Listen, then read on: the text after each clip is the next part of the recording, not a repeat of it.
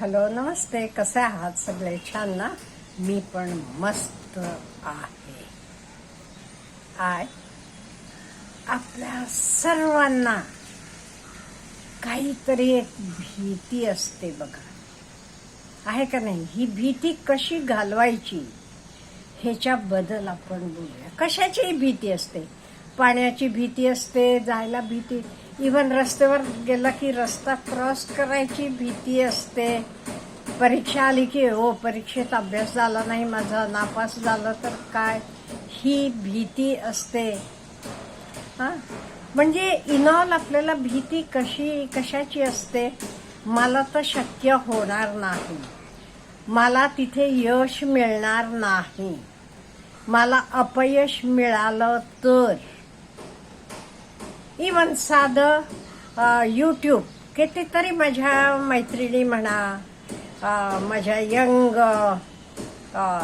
कोण म्हणू मी, फ्रेंड्स म्हणतात, काकू आम्हाला पण यूट्यूब उघडूया वाटते हो, पण आम्हाला भीती वाटते, आमचं कोणी बघणार नाहीये, आम्हाला 0 सबस्क्रायबर्स होतील, 0 व्ह्यूज येतील.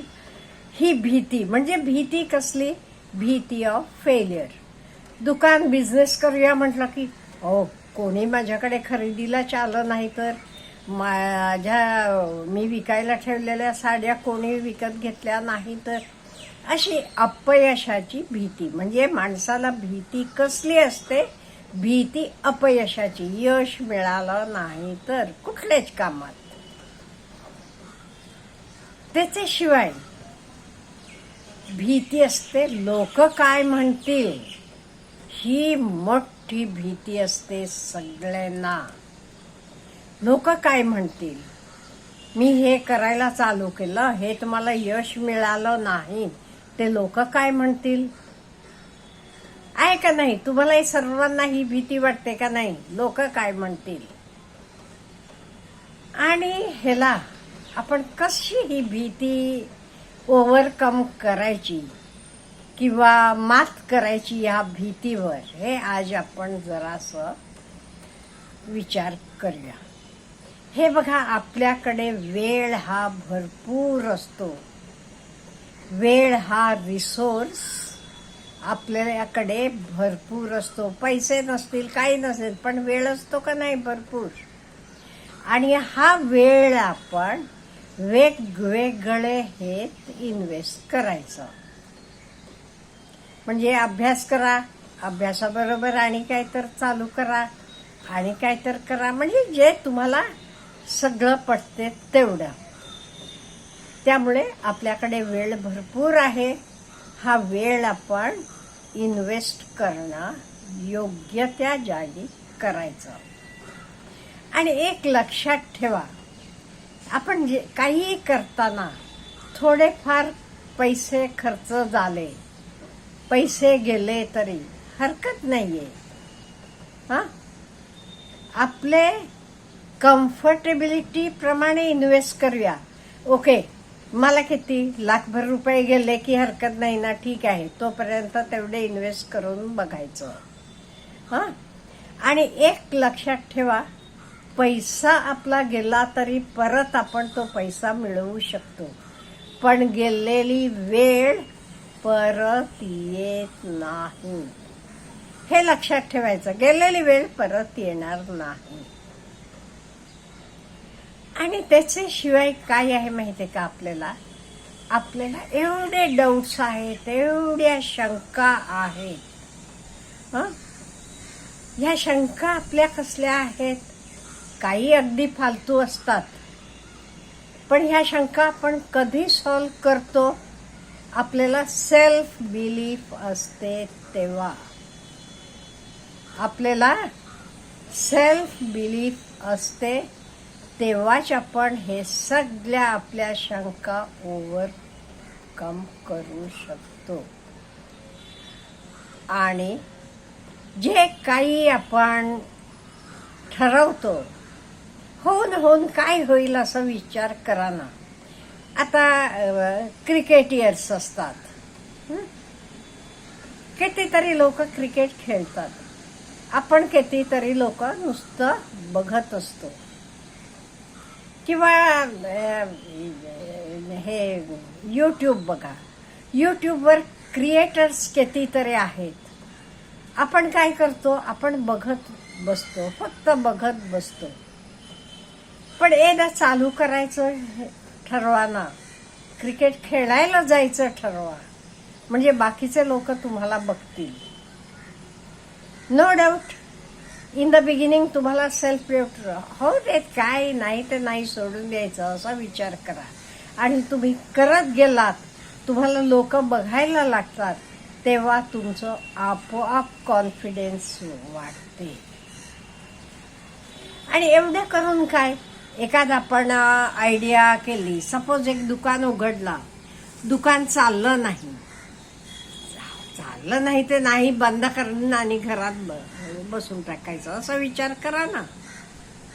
त्यामुळे भीती बाळगू नका. कशाची आपण भीती, आपल्याला खूप भीती असते, असं केलं तर कसं, तसं केलं तर कसं.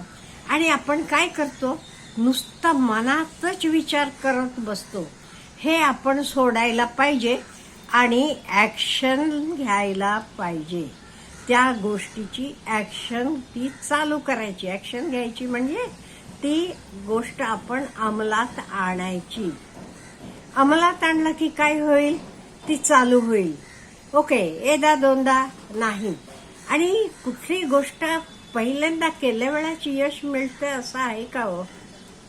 थॉमस अल्वा एडिसनचं बघितलंय तुम्ही, किती प्रयोग केले त्यानं. बल्ब शोधताना 10,000वा प्रयोग त्याचा यश मिळालं. त्यामुळे हे आपण विचार करायचा. त्यामुळे आपल्याला आपल्याकडे किती वेळ आहे, मी किती वर्ष बघणार हे प्रयत्न करून, मी किती पैसे ह्याच्यासाठी इन्व्हेस्ट करणार, हे बघायचं, तेवढं करायचं आणि करत जायचं. आणि लोक काय म्हणतात ही भीती ठेवू नका. मेनली आपल्या सर्वांची भीती ही एकच आहे, लोक काय म्हणतील. अहो, लोकांचं सोडून टाका. मला काय वाटते, इट इज नॉट इलिगल ना. इलिगल असलं की करू नका. नाही, इलिगल नाही करायचं. ओके, मला बरोबर वाटते, मी तर केलेलं तर कोणातरी फायदा होणार आहे, ओके, मग करायचं. आणि कुठलंही काम करताना एक मी तुम्हाला अगदी छोटीशी गोष्ट सांगते. काही तुम्ही करायला लागलात का नाही, त्यातनं 4 लोकांना मदत होत असली ते जरूर चालू करा. तुम्हाला इव्हन खानावळ करायला आवडते किंवा घरात फराळाचे पदार्थ करून विकायला आवडते, चालू करा ना. का, त्यातनं 4 लोकांना फायदा होणार आहे, त्यांना घरचं चांगलं मिळणार आहे. आणि आपण घरात करताना काही रंग असलं काही वापरत नाही. त्यामुळे चांगलं म्हणजे जे काही मी करते त्यातनं लोकाला थोडंसं का होईना फायदा होण्यासारखं असलं तर करा. आणि लोकाला त्यातनं त्रास होत असला तर बिलकुल करायचं नाही. हे कायम तुम्ही मनात ठेवा, मी हे काम करणार आहे, हेत ना दुसऱ्याला काय फायदा आहे.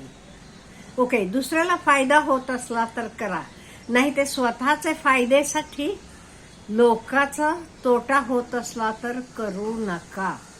फॉर एक्झाम्पल गॅम्बलिंगचे खेळ म्हणा, लिकर वगैरे ह्याचे ॲडव्हर्टाइजमेंट्स, हे ना काय होते, तुम्हाला ॲडव्हर्टाइजमेंट केलेला पैसा मिळेल, पण ह्यातनं लोकांचा फायदा होणार आहे का, नाही, लोकांचं नुकसान होणार आहे.